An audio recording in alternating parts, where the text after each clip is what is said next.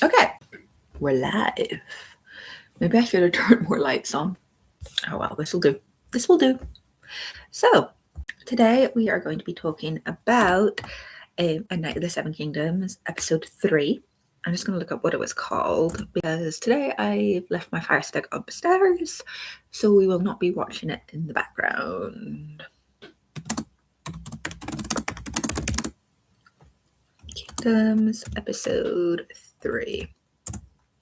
And normally I've been doing these later on in the evenings mainly, but you know what? Today I'm going out, so I'm all ready, and my friend delayed, so I've got an hour to kill. So I thought, why not do a live? So this episode is called Egg is Aegon. No, that's a recap. I want the title of this episode.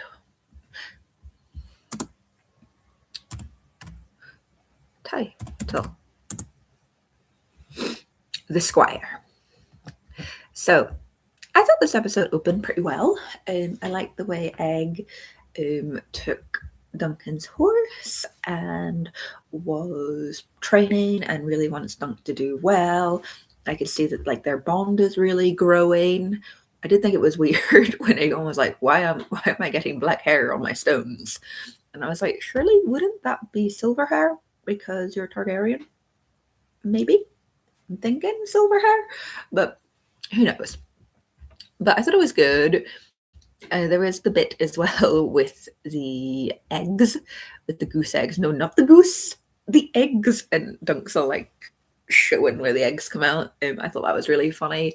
Dunk continues to be Dougal from Father Ted. He is adorable. But apart from that, and we got to meet the Knight with One Eye. Whose name I cannot remember. And Cormac thought he was a member of the Brotherhood without banners, which I thought was quite cute because it shows he pays attention to things. Because I'm very obsessed with A Song of Ice and Fire and Game of Thrones, and Cormac is not, obviously. But I am. And it was cute. Like, he's paying attention. So that was nice.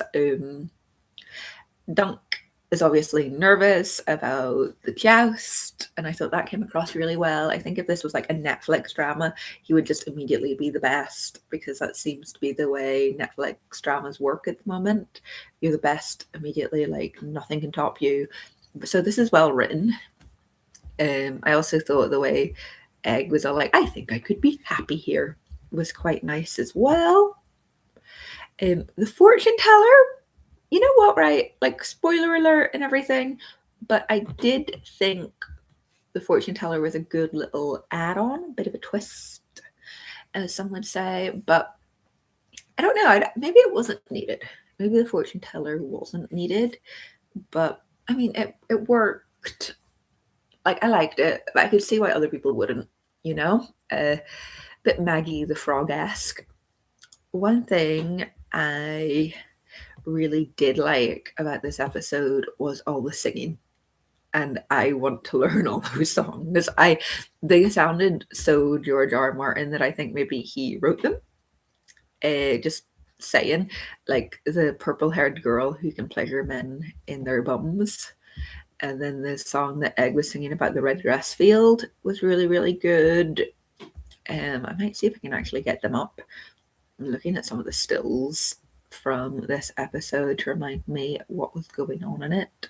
There's also, obviously, the green apple Fossaway, and he's going on about how the Targaryens are just inbred, horrible creatures, you know, which I liked as well. I thought that was really good. I think it really shows that after the Battle of Redgrass Field, the general population of Westeros is kind of disillusioned with the Targaryens, especially since they've lost their dragons. They've kind of lost their magic. They're no longer these amazing, beautiful, magical people that are allowed to marry their sisters. They're just regular ass humans now. And yeah, I also would probably be disillusioned with them, especially after Redgrass Field and like having literally another civil war. Because I mean, the Dance of the Dragons was like 150 years kind of before this. So you're like, yeah, within the last like maybe 3 generations, you've had 2 pretty big civil wars, and then there's been all the battles with Dorne as well. And I know they married into Dorne, they never defeated Dorne, so you never even got like that real battle. Then we have Aerion, of course, killing your man's horse, which was horrible. I was like, we hate Aerion. Aerion's a dick. But what can you do? You know, like, I kind of knew something like that was going to happen. They have to obviously show how horrible he is. And I think they did a good job at that. I do think they did a good job at that. He's a nice guy. Watching the Baratheons sing in the tent was really funny. I might see actually if I can get some of the words up for the songs because they were hilarious. And then, of course, you got the end when Dunk bursts into the tent and beats up Aerion, and you're all like, yeah, go Dunk! But in the same breath, you're like, oh, shit. Cormac was really happy when Little Egg ran in and was all, don't hurt him! Which I of course, I knew was coming. But then you're like, how would he be recognized? And I was like, yeah, but it'll be his voice. And like, somebody shaves their head, like their voice, like if they run up to you and they're like, even if they got a shaved head, you'll probably recognize them, you know? Episode 3. So Night of the Seven Kings, episode 3, song lyrics. I don't want the just key points. Egg song. Meaning and why it's so important. I don't know if we're gonna have the lyrics, but we'll see. I'm opening a bunch of tabs to see if any of them actually have the lyrics.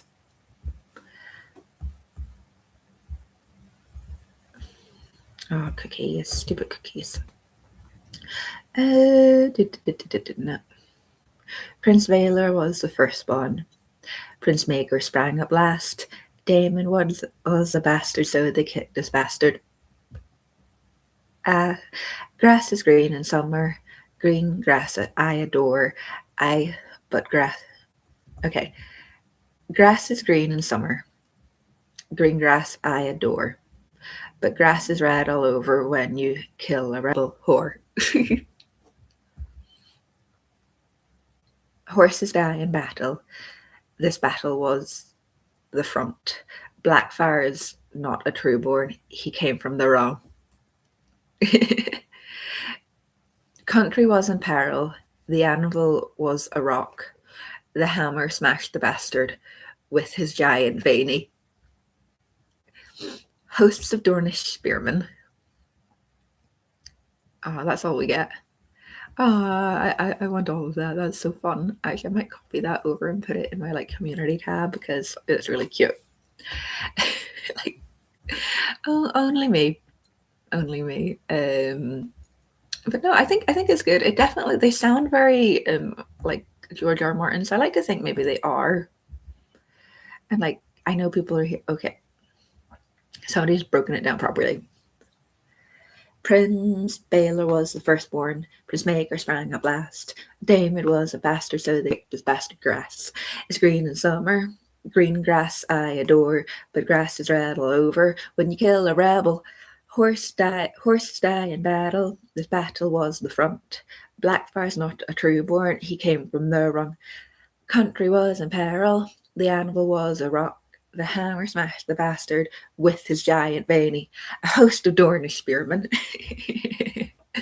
It's just funny, you know. I'm going to put that actually in my community tab because it is hilarious. And I'm glad somebody actually put it up, you know. But I think these episodes are a good length.